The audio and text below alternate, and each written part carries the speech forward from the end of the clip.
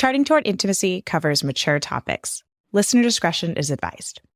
Sex is messy, literally. In this episode, we are just diving into how to clean up. What are some of the best tips? What do a lot of people do? So if you've ever had questions about how the heck do I clean up? How do I manage like dripping the next couple of days? How do I keep our sheets clean? This is the episode for you. Welcome to Charting Toward Intimacy, the podcast for Catholic women that helps you improve your sex life, strengthen your marriage, and embrace God's design for love. My name is Ellen Holloway, and joining me today is my semi-regular co-host, Kathleen Chovanes. Let's talk about cleanup. We've got the practical episode today. Yes, super practical. But, you know, this is definitely a question we get a lot. Mm-hmm.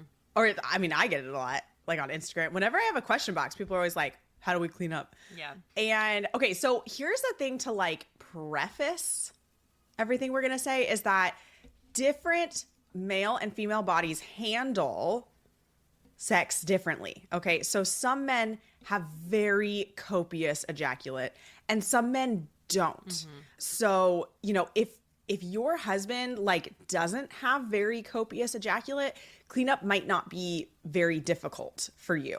But on the other side, right, if your husband has very copious ejaculate, sex might be very messy for you.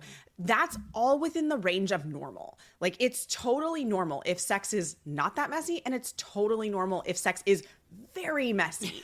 And so we're just going to give, when it comes to cleanup, you kind of got to figure out like what works for you guys. Like on the other side of it, female bodies, like just depending on how your anatomy is structured, how your vaginal canal is structured, the size of your vaginal canal, like all of those things depend on how much your body like holds on to the ejaculate.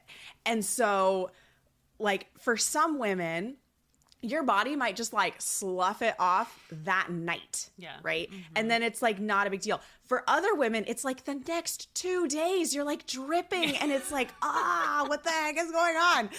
So yes. Again, that's all within the range of normal. And so just, you know, we're going to give some tips. We're going to give some ideas and try them out, see what works for you and go for it. Yes. So Perfect. All right. What should we start with? I don't know. Should we just start with like some basic Yeah, let's start tips? with the basic. I think how do we get from the bed to the bathroom? There we go. I think that's a great place to start. Because basically, no matter what your preference is, what you're like, whatever you are comfortable with or not comfortable with, everyone's going to have to get from the bed to the bathroom. Because, and if you're not doing this, women, you need to pee within about an hour of having sex. That will help your urinary tract to stay clean, and it will also help your vaginal canal if you just bear down just a little bit. It does not need to be like this massive, crazy thing. But if you bear down a little bit, do a couple of Kegels over the toilet, that will just also help your vaginal canal to get the ejaculate out. I would say... So it's a cleanliness thing. It is a cleanliness thing. I will also say that, yes, especially if you tend to kind of hold on to it or if your husband has copious amounts of ejaculate, like Ellen said, that can continue coming out for like a couple days even, depending. So doing those... And then if you're practicing NFP, that like really can confuse mucus observations and stuff sometimes. So you really do want to try to get as much of that out as you can. No, it is not doing anything to prevent pregnancy. No, it's not considered like anti-life to do that. It takes sperm 5 minutes to reach the fallopian tube. That's all you need. So, and there's plenty of it staying in there. It's not like going to the bathroom right away and pushing it out is doing anything to minimize your chances of pregnancy. Number one. Number two, you do just to try and get as much of that out. And I would say for any like newlyweds or, you know, people that this is like very new information or like information that you might need, to do a Kegel properly, you really need to like try to imagine like stopping your flow of urine and stopping a BM at the same time. Right? So kind of pulling up to hold everything in. So a lot of the times we're told like, oh yeah, just stop your urine flow. Really, to do a proper Kegel, you need to stop your urine flow and stop a bowel movement from coming out all at one time. And then bear down. to actually push some of that out. And then do that like 3, 4, 5 times. Just bear up or pull up, bear down, and it'll just push a lot of that out. It's never going to be perfect, but just try to get as much out as you can so you're not leaking over the next couple days. Yeah. And again, this might be particularly helpful for those women who are like, oh my gosh, it's literally the next 2 days. Yes. Like, if you're not doing this right now, do this, 3 or 4 times Kegel. And you can also do like a couple of Kegels and then bear down, just kind of figure out what works for you. But that will help to eliminate the additional seminal fluid. But I will say this. Hanging out. Yeah, I will say this. We went right to the bathroom. We didn't talk about how to get to the bathroom. So. We did. Okay, so back to the bed now. Before you even got to the bathroom. Okay, there's a couple methods here. There's the good old-fashioned waddle. You're welcome to do. Yeah. If you'd like. Okay, just keep it. This works if you're on the lower side of ejaculate. And also if you're very close to the bathroom. If you have a master bedroom with an ensuite bathroom and you're steps away, go ahead, make it easy on yourself. Just do a little waddle and get over there. Just hold your hand under if you're like feeling drippy. Yeah, anything, right? You can always wash your hands. Not a big deal. You can always wash your hands, yeah. But if you maybe have your one bathroom household and it's out in the hall and you got to kind of like share a towel next to the bed goes a long way. So just Ellen has a very particular towel, does she not? Oh my gosh, Mentionables. It's very cute. It's super cute. Mentionables has like a bedroom towel, and it's a nice, like, the material's kind of cool, the way it like sops it up, I guess, whatever. Mm-hmm. But it's such a cute towel that even your mother-in-law won't realize what the towel is if she's folding your laundry. Ask Ellen how she knows that. There's an episode where I tell that story. I don't remember what episode it was, but I did. That was a story. Yeah, so Mentionables has a towel. I mean, you can just use a hand towel, right? Mm-hmm. Like it doesn't really matter what towel. You can have a particular towel set aside if that makes you feel more comfortable for cleanliness. I mean, if you're sending it through the wash and you have a good detergent, it will really clean off. Like it's not gonna, don't worry about that for cleanliness things. So you can definitely use a regular hand towel. But yeah, any kind of towel can be helpful. Another thing that I haven't used these personally, but a lot of women swear by baby wipes, just using baby wipes. Mm-hmm. So that's also another option. Yeah. And sometimes like a wet towel, you might prefer a wet towel. So you could kind of like dampen the towel ahead of time. Mm-hmm. I think what's particularly helpful is just put a minor plan into your head of what you're going to do before you have sex. Because you don't want to just be sitting there going, oh crap, how are we going to get to the bathroom now? Yeah. No, that's exactly right. Yeah. And listen, if you didn't plan, you forgot to plan, say you were very in the moment and, desire took over. Great. Love that for you. You got the waddle. Just do the waddle. Just waddle. It'll be okay. It's okay. It'll be it's okay. All fine. Just catch it with your hands. Okay, so what about separating in the bed? Let's talk about keeping the sheets clean. Mm-hmm. Mm-hmm. So one option, and this works better if you're doing a woman on top position. It doesn't work as well with a man on top position or side lying positions or seated positions or whatever. But one option, if you're trying to keep the sheets clean, right, is woman on top, and then you just get up, let it drip onto him, right? And then you waddle. Yes. I'm being very explicit here. You are. And then he is going to need to use a towel or wipe up or something like that. But the way that women on top positions work, you're more likely to drip on him than on the sheets. The way that man on top positions work and side lying positions, when you separate, you're more likely to drip onto sheets. Mm-hmm. So one option is a sex blanket. Now, these are also called pet blankets.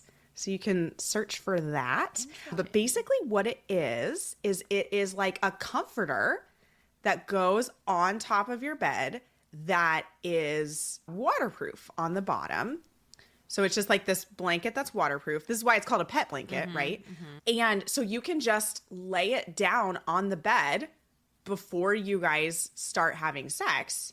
And then you just don't really have to worry about getting it messy or anything like that, because at the end, you're going to just fold it up, put it to the side, or stick it in the washer to start, whatever makes you feel comfortable. And your sheets are totally clean under it. Yes. So that is one option. Works very well if there's like copious. If you're like, oh my gosh, I am washing sheets every single day because we're having sex. Like, if you're feeling overwhelmed with that, you need to get a sex blanket. Yeah. And also good for you if you're having sex every single day. I know, right? I just saw that. I saw that recently in like a group on Instagram, like a Catholic women's group or something like that. And it was just like, this woman was like pulling her hair out because she was like, we have lots of sex and I like having lots of sex, but I'm washing sheets every single day and I'm so frustrated. So I'm speaking to that woman right now. I'm so glad that you are enjoying having sex and that you're having a lot of sex. That's wonderful. Get a sex blanket and you will not pull out your hair quite as much. Also, getting a dark color in that blanket, also great for period sex if you are okay with period sex. That's true. Now, if you don't want to shell out the like $30 to $60 for the sex blanket, one option. So there are different sizes of sex blankets, right? There's ones that can cover the whole bed and there are smaller ones, right? So you could just get a smaller one that just kind of covers the section you guys are going to be on while you're having sex. But then there's also just the good old fashioned towel. Just lay a towel down. A towel. Another thing you could do that's actually very cheap, might even be cheaper than the sex blanket, is to get just a cheap mattress protector that you can actually put over top of your sheets, right? Like normally mattress protector goes under your sheets, but it might not be as comfortable as the sex they blanket. have like the some sex more blanket comfortable is ones like though. Fuzzy. Oh well, okay. Well, it's not gonna be fuzzy, but it doesn't have to be like the plasticky on top or anything. It's a lot of the times with these mattress protectors now, it's like a quilted, just cottony. Oh, okay. All right, that's not like that bad. fabric on top, and then the waterproof on the bottom layer. Like I said, you can get those. I mean, I'm sure on Amazon, like there's probably an Amazon Basics, brand, or even if you go to a place like TJ Maxx or Marshalls or, any of those sort of like discount sort of chains, you can almost certainly get them inexpensive there too. Walmart. Yeah, absolutely. Yeah. Now, I know that this question is going to come up, so let's chat a little bit about the cum sponge. Yeah. All right, so it's not a contraceptive device. Yes. Just to start, okay? It is not advertised as a contraceptive device. It is not a contraceptive device. Now, this is a conversation you need to have with Jesus. Is having something in your vagina that is like kind of sopping up the liquid for you? Like, again, this is a conversation to have with Jesus. Is this negating an aspect of the unitive part of sex, right? You're adding in an aid. So I'm giving the same caution that I do with marital aids. That's what we call sex toys. Okay. It's you're adding something into a natural union. You need to have a conversation with God of whether or not that is okay. It is not a contraceptive device, right? So there is not a like moral aspect to this. This is about your relationship with God and your relationship with your husband and whether that works or not. Yeah. Anything else on the... I say the same thing about period discs. Because I think it's the disc that you can have sex on your period. I say the same exact thing. It's not advertised as a contraceptive device. The reason why it's not is because it's probably about in the range of 50 to 60% effective at avoiding pregnancy. Yeah. Okay, right? So and that is not high enough for them to advertise it as a contraceptive device, right? So yes, it is in fact blocking some of the sperm. Yes. So like, this is the conversation you need to have with Jesus, right? Is that slight blockage, is that a problem? Yeah. Or is it not? So I would say, I can't give you that answer. When we're talking about the cum sponge too, like I think there could be a middle of the waist. I mean, first of all, there's lots of ways to just clean up without it, but If it's something that you found useful and effective, like I said, it is scientific fact. It takes sperm 5 minutes to get to the fallopian tube. So maybe you finish, you stay snuggling for 5 minutes, which is not a bad thing. And then you go ahead and maybe you can just, by that point, any sperm that's there is there. So, or that's made it there is going to be there. So just give it a 5-minute window and then go ahead and clean up however you need to. Yeah. Let's see. Any other? Oh, you know what? I want to talk about like cleaning up lube because our top recommendation is oil, and oil can be a little finicky. Finicky. Yeah. It can stain your sheets. Yes. So, again, sex blanket, towels, those all work well. You could just like not care about oil sheet like stains. That's my preferred you method. could just not. I don't. Our sheets have oil stains on them and it's fine. We don't use those sheets for like the guest bed. Like those are our sheets, right? Yeah. And we have different ones for the guest bed. So it's fine. Not a big deal. Do what you want. Yeah. So there's that option. You can try to use as little as possible. You don't have to use very much when it comes to oil. When it comes to cleaning the oil up on your body, it can feel a little bit like, depending on how much oil you use, you might have like a lot, like it might have even like gone down your legs or something like that, depending on what position you were using or whatever. When it comes to oil, you don't really need to worry, like your body will soak it in. Yeah. You might just be a little oily that night, but by the next morning, it's going to be fine. It's very good for you. Yeah, exactly. Water-based, silicone-based lubes, you're going to want to just like wipe down your body and that should be fine. Another option is to just hop in the shower and grab the shower head and just give yourself a rinse off. That works well for husband too. You could take a full shower if that makes you feel better. You don't have to take a shower.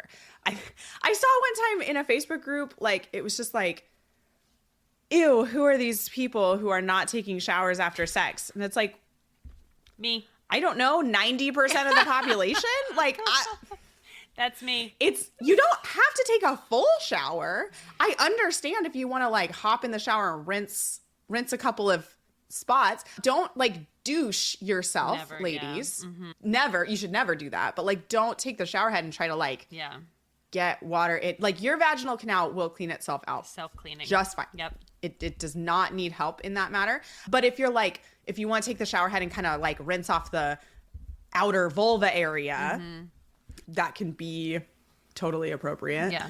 Yeah. So you don't have to shower. I just want to like throw that out. You're welcome to. I think sometimes you don't. You're welcome to shower. You don't have to. Yeah. It's an option. Yeah. It's an option. Again, you should go to the bathroom though. So please don't just like use baby wipes, clean up in bed, and then roll over and go to sleep. You ladies, please go and use the bathroom within an hour of having sex.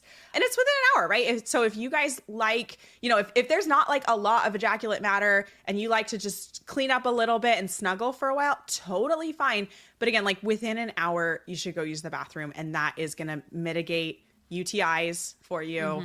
And that's you're like, if you go to the bathroom and do the Kegel bearing down thing within an hour, you're more likely to be able to actually kind of flush out that extra semen that's hanging out. Yeah. Oh, you know what? One more thing I want to mention. I meant to mention when we were talking about the whole semen flushing it out and dripping the next couple of days. Don't be afraid to like, you can wear a pad, you can wear period underwear, you could just wear a panty liner like the next day after having sex if you know that you're like typically a little drippy. That's totally normal and a lot of women do it. Like it's not weird if you're like, I'm wearing a pad and I'm not on my period. Like it's totally not weird, friends. Yeah. Not weird, totally normal. And also no one's going to know. So exactly. It's fine. It is what it is. But panty liners can work really well for that because it's a lot of times it might be drippy, but not that much. Yes. Right. And so like your underwear are getting damp and you don't like that very much, but like it's not that big of a deal. So the panty liner can be nice because it's not like you really need to like soak up a lot. I think that's good advice. Unless you do, then go ahead. And wear a pad. Whatever. I wouldn't use like a menstrual cup. No. I would use a pad or period underwear would likely work just fine. Oh, yeah, I mean, for period. sure. I love period underwear, you I know. guys. They're pretty great. They're pretty great. Man, Yeah. life has changed since I discovered period underwear and menstrual cups. Agreed. You guys. Agreed. That's true. Maybe we should talk about that That's on true. another episode. We could do that. Talk about a period episode. No, it's... I will I say, hate pads. though, as a femme instructor, we like to be able to quantify our bleeding. And so we have to count. But you can totally quantify the bleeding with a cup. With a cup, you can. Not with period underwear, it's a lot harder. Oh, sure. Yeah. Yeah, that's a lot With harder. period underwear, But the it's cup, I do like the cup. Yes. And period underwear. Yes. On my like couple of heavier days, right? So just in case there's a little drippage, Yep. right? And then the like last couple of days, I'll just do period underwear. Yeah. No, that's a great way to do it. For sure. Big fan. Okay. Anyway, we digress. on that note, Hopefully this was a practical episode, especially great for newlyweds and, you know, everyone just starting to kind of figure this stuff out. Yeah. or for anybody who's just like been feeling very confused for the past messy. couple of years, and you're like, how do people clean up? And here's This episode was for you. Yeah, and just know that it's okay to be messy. It's okay to have a little mess. Nothing's not clean upable, and it's all good. It's all fine. Yeah. I mean, I guess one more tip, let's just toss it in at the end, is just make sure that you have 2 sets of sheets for your bed. So that if things got messier than you anticipated, you can just quickly like switch out your sheets and then go to bed. Exactly. You can also sleep with a towel sitting on your sheets too. Like Done that. that. Like if things got messy, you can just like throw a towel there and be like, all right, And I'm then going to sleep tackle it like in the this. morning. Totally done that. Many Exactly. times. Yep. Not a big deal. I've totally done that. Yep. Yeah. It's all good. Oh, you know what? Let's just throw this one out. Ellen's. I recommend. These are just bonus tips. She's like, for this those is of going to be you the who never-ending listen- episode because I'm going to keep thinking of tips. You get the good tips if you listen to the whole episode. That's right. Have sex on his side of the bed, and then he can deal with that. Right? Like, not I on. love that. Yep. He can sleep with the towel sitting there. So, was you know, so there's funny. an option too. You can also just have sex like on the bottom half of the bed, right? You know, you can have sex sideways. That's true. On the bed. That's a good idea. As long as you have like a queen size or larger, you should be good to go. That's a good idea. Like if you're hanging out on a double-sized bed, that probably wouldn't work. Yeah, true. But All great tips. Look, these. I'm sorry if you're hanging out on a double-sized bed. Those beds are so small. But maybe you don't mind it, and that's wonderful too. Yeah, hey, maybe you guys are kind of loose, and that's Closer, the totally fine. better. I have a queen sized, and like I like the queen size. Yeah, It's right. We had to It's get right a for king us. because we had so many babies coming in our bed. So that's nice. Oh too. yeah, that. I always feel whenever like if we stay at a hotel and it has like a king size bed, I'm always just like, there's so I much room. I know. feel like that. Is it a Rihanna song? The like California king bed, and it's like we're miles and miles apart. Oh my gosh. You know that song? I don't know that. I don't know if it's Rihanna. It might not be Rihanna, but like I think it's called. It's like she's talking about being on a California size king bed, which those ones are giant. That's so. And she's like, we're miles and miles apart. And I always think of that. That's hysterical. And then don't know I that song. proceed to sing it if we're on a king bed. I love it. Okay, we're done now. We're done for real. We're done. Okay, I'm closing it off. Thanks so much for listening. If you've ever found yourself wondering, is this allowed? Or feeling unsure about how to spice things up without crossing a line, you are so not alone. A lot of Catholic women want more passion and variety in the bedroom, but they don't want to wade through garbage to get there. That is exactly why I created the Catholic Sex Positions Guide. It is respectful, it is church-aligned, and it's full of creative, clear ideas that can help you feel more confident and connected without second-guessing your choices. You can find it at vinesandfullbloom.com/positionsguide or check the show notes for the link.